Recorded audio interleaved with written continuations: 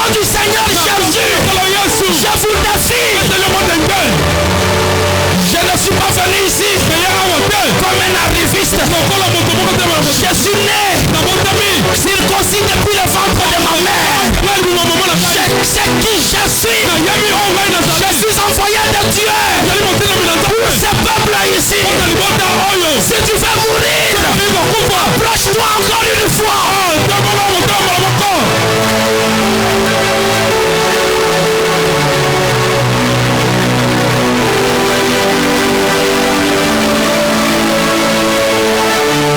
Alléluia. Alléluia. Alléluia. Alléluia. Il n'a pas changé. Le même Dieu de Malachie. C'est le même Dieu qui est dit. C'est le même Jésus qui est dit. Alléluia. Alléluia. Acclamez très fort pour Jésus.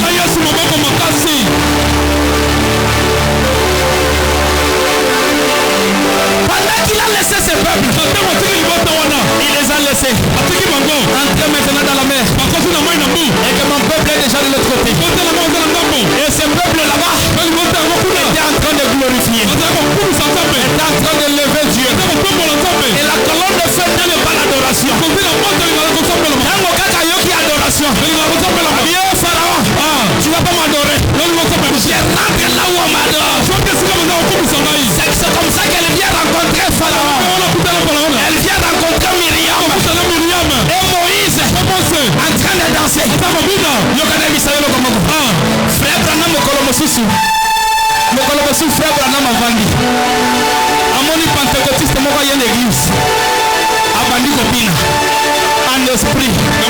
Commencez à danser en esprit. Commencez à danser en esprit. Commencez à danser en esprit. Là où frère Branham était, Branham a dit, tellement moutoué. Azobina nini. Ce sont des hypocrites. Ils dansent comme ça. Et Branham me dit, tout à coup, l'ange me dit, Branham, souviens-toi de Myriam. Il dit, souviens-toi de David. La danse, c'est l'expression de la victoire.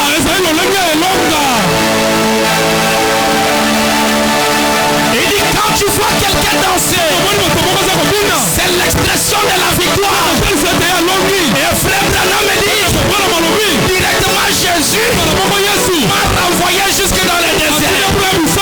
Je pouvais voir Moïse en train de danser. Je pouvais voir Myriam en train de danser. Mais qu'est-ce qui se passe? La gloire de la Shekinah était déjà dans les camps.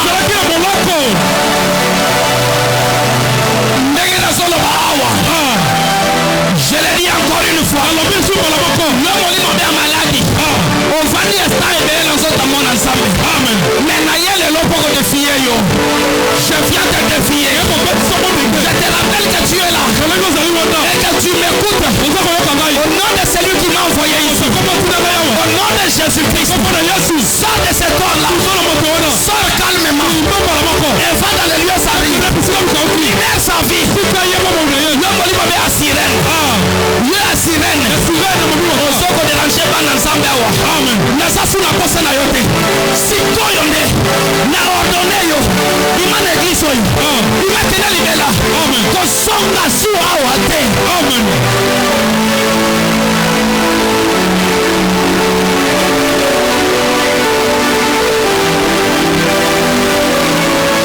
Alléluia.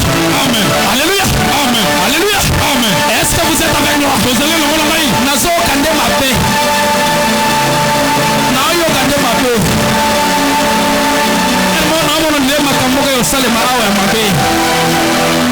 Soyez seulement disposés. Priez avec moi. Prêchez avec moi. Je vous promets que les esprits qui sont en vous vont sortir d'eux-mêmes. Sans même que je ne puisse prier.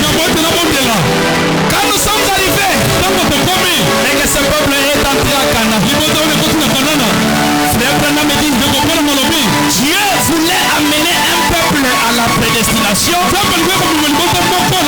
et amener ce peuple à la perfection. Mais avec Moïse, c'était impossible que ce soit parfait. Alors, Dieu voulait un parent rédempteur.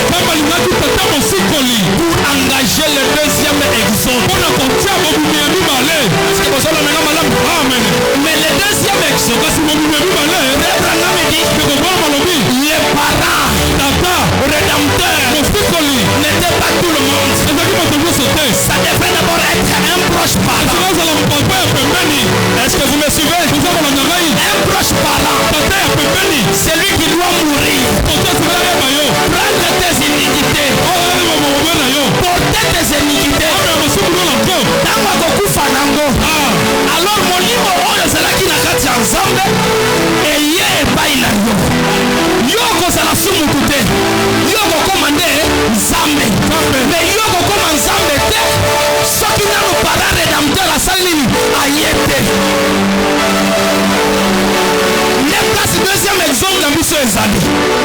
Et remarquez une chose. Dans mon frère Branham a commis un niveau. Frère Branham a nommé Jésus-Christ était notre proche parent. L'ange ne pouvait pas mourir pour nous. Moi je mon côté. Attendez le frère Branham a bien l'ange de l'Éternel. Il fallait que ce soit un homme. Un homme avec la chair. Un homme avec un corps. Un homme avec le sang. Mais remarquez une chose. Frère Branham a l'obéi. Nous devons cause la nègre mokona bisoté. Parce que Moïse déjà avait failli. Abraham déjà avait failli. Jacob avait déjà failli. Dieu ne pouvait pas utiliser ces gens comme étant des rédempteurs. Alors c'est comme ça que Jean, quand il est arrivé là-bas, qui a dit de prendre les livres et d'arrompre les seaux. Jean nous apprend ceci. Sur la terre il y avait personne. Au ciel il y avait personne. Mais il n'avait pas compris. Il a vu un agneau. Un agneau qui était comme immolé. Qui avait le sang sur son cou. Qui se présentait devant le trône. Alléluia Jésus. Qui était là devant le trône. Et il dit maintenant, je suis digne de prendre les livres et d'arrompre le sceau. Et frère Branham dit, quand je le vis, quand Jean le vit, le cœur des gens fut tressailli de joie. Alléluia. C'est l'agneau pascal. C'est l'agneau pascal. Alléluia. Et cet agneau, quand il a venu sur la terre, il a dit, tu n'as voulu ni sacrifice, ni holocauste. Mais toi, tu m'as formé un corps. Vous savez pourquoi il avait dit ça? Pourquoi il avait dit ça? Parce que frère Branham dit, il était le sacrifice suprême pour racheter l'humanité. Je reviens encore. Il dit à Pierre, Pierre par l'amour de son maître, Pierre a le biboli.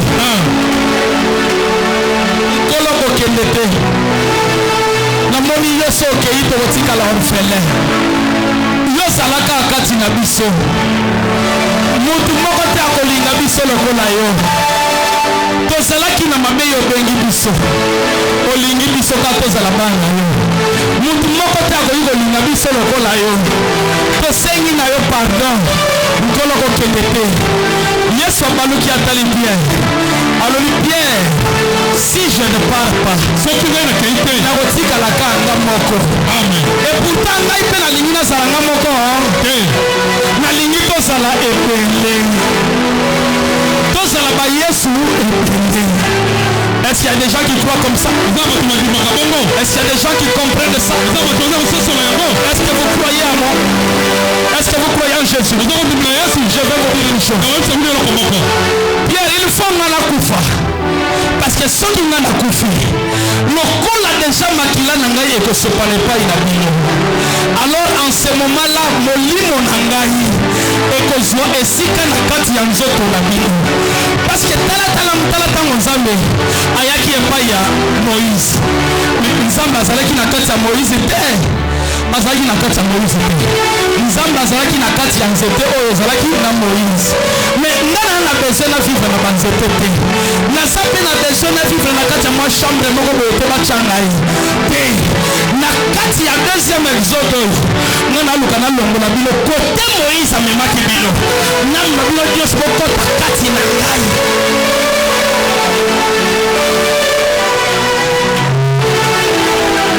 Est-ce qu'il y a des gens qui comprennent ça? Nasome mabino moko na moko la bino. Boko takati na temple te. Mais kati boko takati ya nani? Yangai. Pongai na bino to sala mutu. Décision na yo ezala yangai.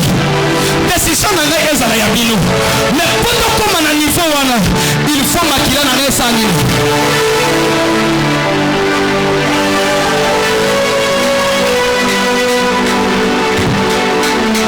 Je n'ai pas encore lu depuis que j'ai commencé. Est-ce que vous me permettez de lire quelque chose? C'est ce que moi je veux.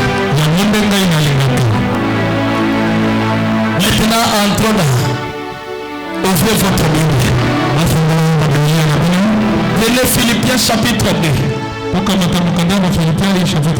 Verset 5. Verset 5.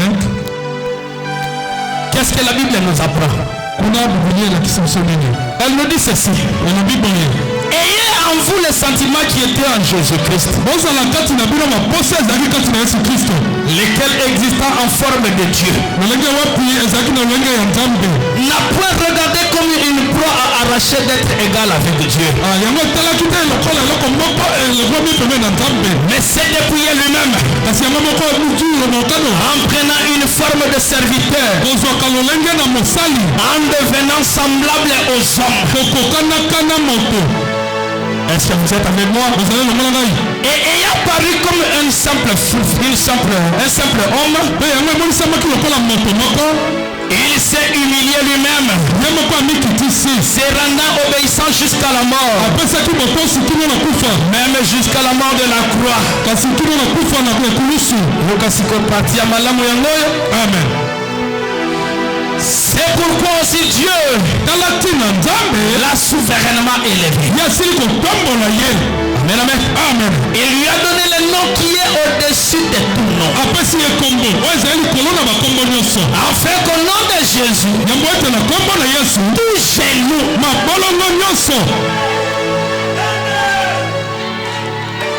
les démons de ta famille, les démons de ta famille, ils ne sont pas plus puissants que Jésus.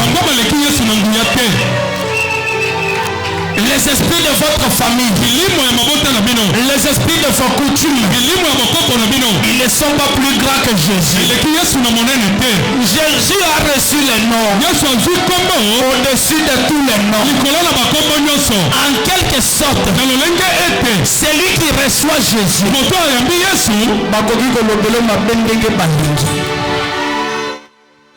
oh frère,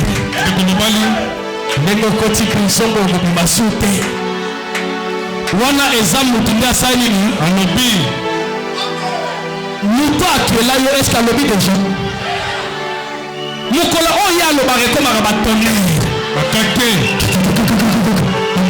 epuis meme baennemi yango bakoma kotala na mosika.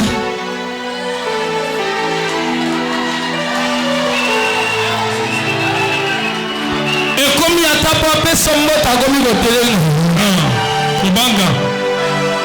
Parce que Dieu fait, alléluia, amen, a toujours été différent de ce que l'homme pense. Moi je te prêche ici, il faut que tu comprennes. Tu es appelé à dominer, mais tu n'es pas appelé à être dominé. Les esprits de ce monde ne peuvent plus te dominer. Il a reçu le nom au-dessus de tout nom. Alléluia, alléluia. Au nom de Jésus, tout genou, alléluia, alléluia. Les genoux de ton nom, il y a noko na yo, il y a papa leki na yo, il y a tata mwasi na yo, il y a koko na yo, il y a bandeko na yo. Tous ces genoux-là, ils doivent fléchir. On a coutume na biso, batu bakendaka liboso te. Somekika kolakisa motu boye, il faut baboma yo frère Serge. Kosomina no mapango te. Il faut soma mapango. Amen. Il faut tambola na mituka. Amen. C'est ça la promesse que nous avons. Nous avons reçu le nom. Il a reçu le nom au-dessus de tout nom. Et qu'au nom de Jésus, tout genou devrait fléchir.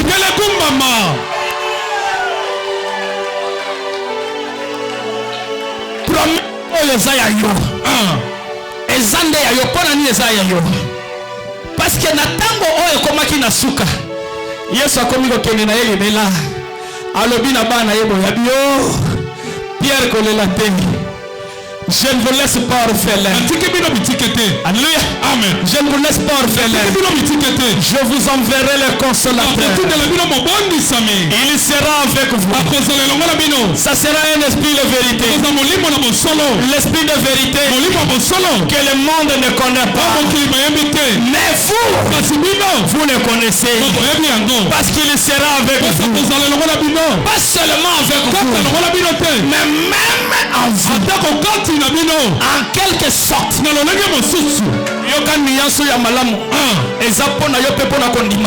amen. En quelque sorte, tango nazwi molimo ya Nzambe, amen. Yesu akoti kati na ngai. Donc ngai pe nakomi Yesu. Amen. Or il y avait une commission qui avait dit, il a reçu le nom au-dessus de tout nom, et qu'au nom de Jésus, tout chez nous devrait fléchir. Si je reçois Jésus, nakomi Yesu. Donc l'esprit nyonso, il faut efuka melangai.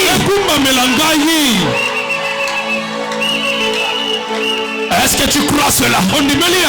Est-ce que tu crois cela? Tous les esprits doivent s'agenouiller devant toi.